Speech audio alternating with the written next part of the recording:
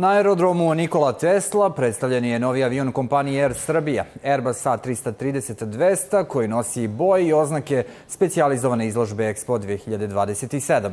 Do kraja godine flota Air Srbije biće bogatija za još jedan ovakav avion koji će biti na isti način brendiran. Flota nacionalne aviokompanije bogatija je za još jedan novi širokotrupni avion Airbus 330, koji će leteti i do Kine i do Amerike. U susret međunarodnoj izložbi Expo 2027, koja će se održati u Beogradu, kompanija je želela da da svoj doprinos u promociji tog važnog događaja za Srbiju i region, te tako novi avion ima vizuelni identitet izložbe. Očekujemo da će do kraja 2024. godine u našu flotu stići još jedan avion istog tipa koji će biti brendiran na isti način.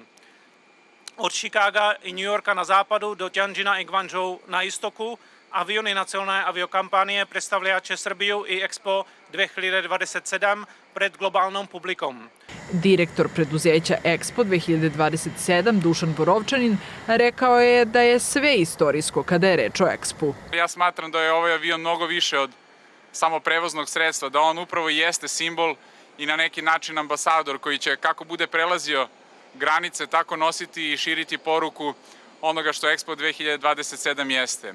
A to jeste da će u Beogradu 2027. godine doći svet da razgovara o budućnosti, da razgovara o inovacijama, da razgovara o rešenjima iz oblasti tehnologije, nauke, ekonomije, ali i društvenim rešenjima.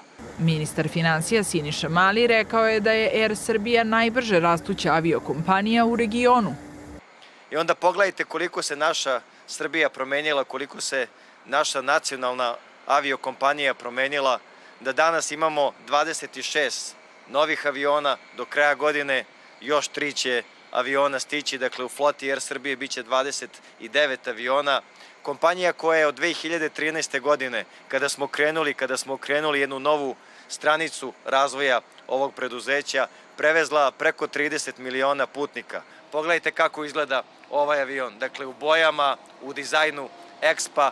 Ono što je veoma važno je da će leteći i u Kinu, leteći na istok, leteći na zapad, ovaj avion nositi poruku: dođite u Beograd, dođite da budemo svi zajedno u centru sveta 2027. godine. Ministar je istakao da je Air Srbija počela da leti do Guangzhoua u Kini pre nekoliko dana, a da će do kraja godine uvesti liniju i do Šangaja.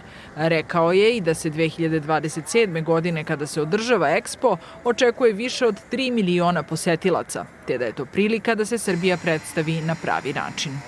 Ivana Todorović, televizija Pink.